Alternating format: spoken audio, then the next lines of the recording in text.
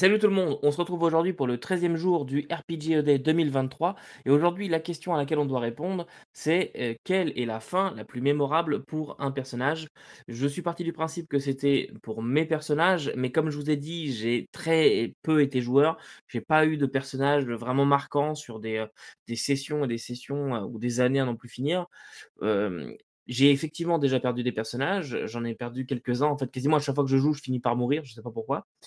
Mais, je vais tricher un petit peu aujourd'hui et je vais plutôt parler de fins de personnages qui m'ont marqué, mais des personnages qui étaient à ma table et non pas les miens.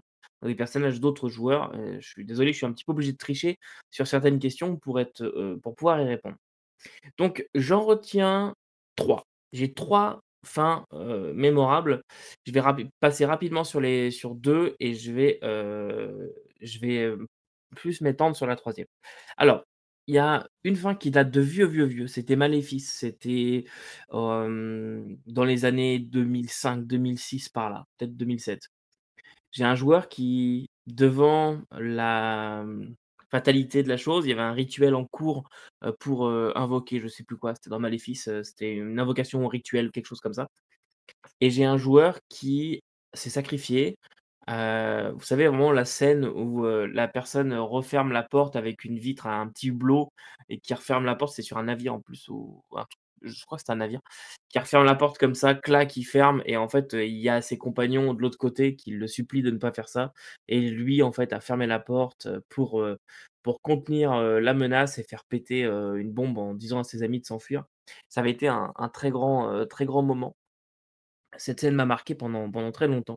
Le roleplay, je peux évidemment pas vous le retranscrire là, mais le roleplay qui était, à ce moment-là autour de la table, la tension qui était vraiment palpable.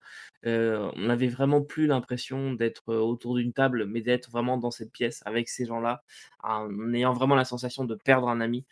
C'est vraiment une des scènes qui m'a le plus marqué de ma vie de rôliste, je pense en tout cas.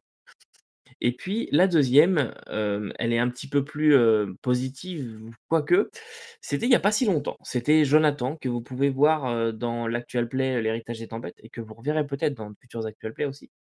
Eh bien, Jonathan a créé un personnage pour Donjons& et Dragons. Il s'appelait Flint 6 et c'était un ingénieur, forgelier. Ouais, il avait fait un forgelier. C'était pour le petit scénario du starter, Lost Mine of Endelver et ce forgelier, quand on a fini le scénario, j'aurais dit: «Bah, voilà, qu'est-ce que vous voulez qu'ils fassent maintenant vos personnages?» et cetera. J'aurais demandé quelle était la suite de leurs aventures puisqu'on savait qu'on partait sur Out of the Abyss et donc bah, j'aurais demandé de me dire un peu la fin de leur personnage, comment est-ce qu'ils voyaient le reste de leur vie.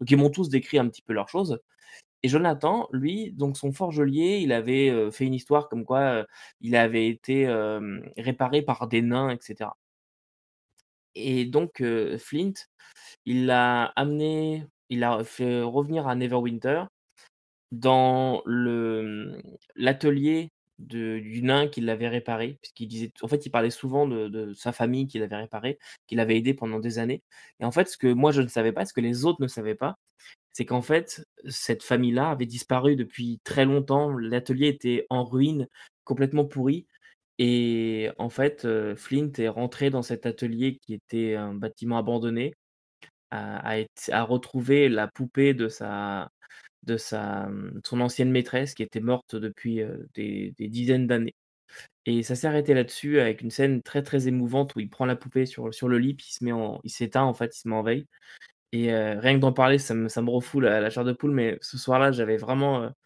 la scène était super belle honnêtement et vous voyez, j'ai les larmes aux yeux, rien que d'en repenser d'y repenser. Ah! Jonathan sait faire naître, ce genre d'émotion. C'est un joueur avec qui j'adore jouer.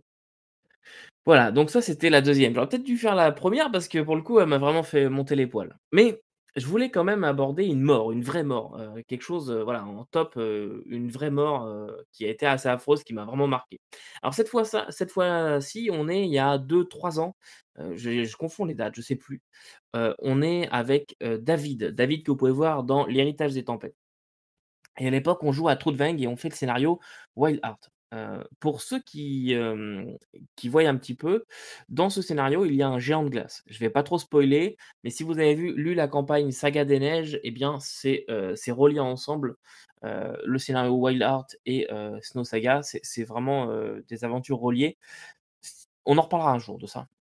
Mais dans ce scénario-là, donc il y a un géant de glace qui a fait pousser une espèce de palais de glace et aléatoirement, les joueurs peuvent tomber dessus et à ce moment-là, quand ils arrivent dans la zone, le géant n'est pas là. Donc eux, ils veulent rentrer dedans, ils veulent voir ce que c'est et cetera. En plus, j'avais, imaginé un autre personnage que j'avais mis en introduction qui manipulait la glace, il manipulait du Vintner que j'avais pris dans la campagne Snow Saga qu'on était censé jouer par la suite. Finalement, on a changé de jeu, mais j'avais créé un personnage qui utilisait des vintners, inaccessibles aux joueurs au moment où ils avaient créé leur personnage, donc c'était un peu curieux et pour eux et tout et comme il manipulait la glace, ils se sont dit: «Bah, c'est peut-être lui», parce qu'il s'appelait Erling et ça me revient comme ça et donc ce Erling, il avait disparu à ce moment-là, il s'était un peu pris la tête, donc ils se sont dit: «Bah, peut-être que c'est lui qui a fait pousser ce truc de glace».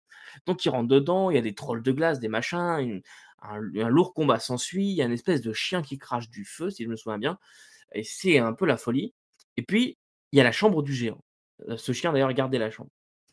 Il rentre dedans et là, il trouve donc des coffres, gigantesques, un grand lit, machin et une porte qui, semble mener vers, un sommet de montagne. Ça par contre, c'est officiel. C'est vraiment dans le scénario. Il y a une porte, si vous l'empruntez, vous vous retrouvez en dehors de la forêt, dans une montagne, sur un pic glacé et vous avez, très peu de chances de vous en sortir. Vous allez crever gelé si vous passez par là. Trollveng est plein de surprises de ce genre-là. Mais c'est à cause de la liaison avec, Snow Saga, c'est tout à fait expliqué dans le livre, il y a pas d'incohérence à ce moment-là. Et donc, ce géant n'est pas là. Donc les joueurs commencent à fouiller, machin, récupérer deux trois trucs et puis je mets la pression un petit peu dans la scène, je commence à faire entendre les pas du géant qui s'approche, machin, qui résonnent. Mais ce géant, il est super fort, mais vraiment.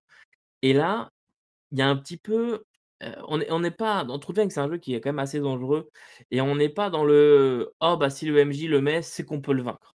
Non, là, ils ont tous fait, «Merde, merde, on se casse» et ils se sont dirigés vers la porte. Alors, il y a eu un espèce de mini échange avec les géants avec le géant plutôt.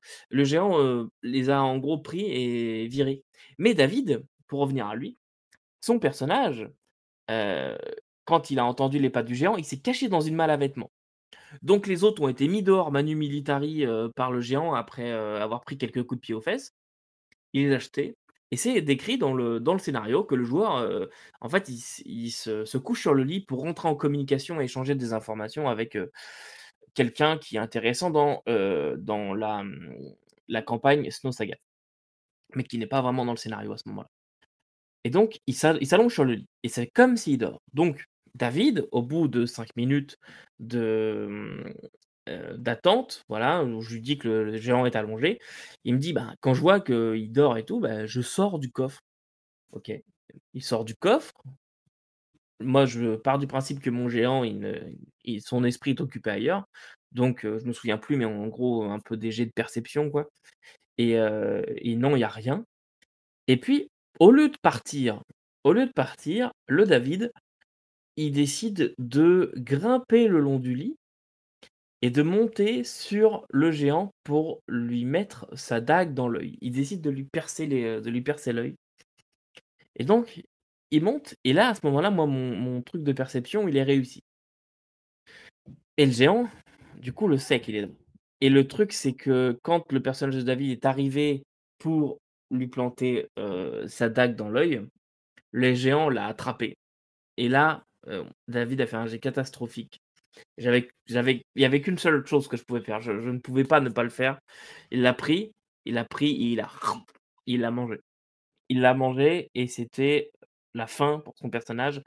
C'est une fin qui me restera longtemps, en tête, surtout qu'il y a un point que je dois apporter, surtout que, quelques sessions avant on était au milieu d'un peuple, un peuple de pierre, qui roulait et tout machin. Je l'ai complètement inventé sur le coup pour, voilà.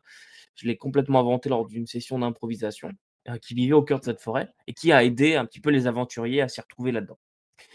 Et ce peuple-là faisait des tatouages magiques. Ils ne le savaient pas à l'époque, les joueurs, mais ils faisaient des tatouages qui représentaient des choses, des machins et c'était assez joli. Et David a demandé à être tatoué sur le visage. Mais c'est pas lui qui choisissait le tatouage, c'est eux qui allaient le choisir. Et en fait, ils lui ont tatoué des espèces de bois et le pouvoir magique et ça, c'est totalement une impro de moi, hein, et c'est pas du tout dans les règles, c'est pas dans l'aventure, n'allez pas chercher ça. Le pouvoir de ce truc-là, c'est que une fois dans la vie du personnage, une fois dans la vie ou dans je savais plus ce que j'avais marqué, dans la vie où tous les X mois, je sais plus exactement et ça David le savait pas, le tatouage pouvait prendre vie, enfin prendre vie, pouvait se matérialiser pour sauver la vie de son porteur et donc en gros les cornes, qui étaient tatouées pouvaient sortir et en fait, j'allais, inventer un truc pour faire en sorte que les cornes, par exemple, arrêtent un coup d'épée, ce genre de choses et donc David était tatoué et c'est à ce moment-là, ils sont partis machin en direction, du géant notamment. D'ailleurs, il s'est passé plein de trucs, mais on arrive chez le géant, ils se battent avec les trolls et vers la fin du combat, il y a un des trolls de glace qui allait tuer David. Son personnage n'avait plus de vie, il allait tuer et le truc, c'est que moi, j'ai activé le tatouage. Donc j'ai dévoilé à David le secret du tatouage et clac, les cornes ont arrêté l'épée, donc il n'est pas mort à cause de ça. Mais au vu du géant, je pouvais plus utiliser ce truc-là puisque je l'avais déjà utilisé juste peut-être, 20 minutes dans le jeu avant quoi, peut-être 1 heure. Et donc, ben, il avait le tatouage, mais le tatouage ne s'est pas activé et crac. Voilà. Donc, pour moi, c'est ça la fin la plus mémorable, que je me souviens.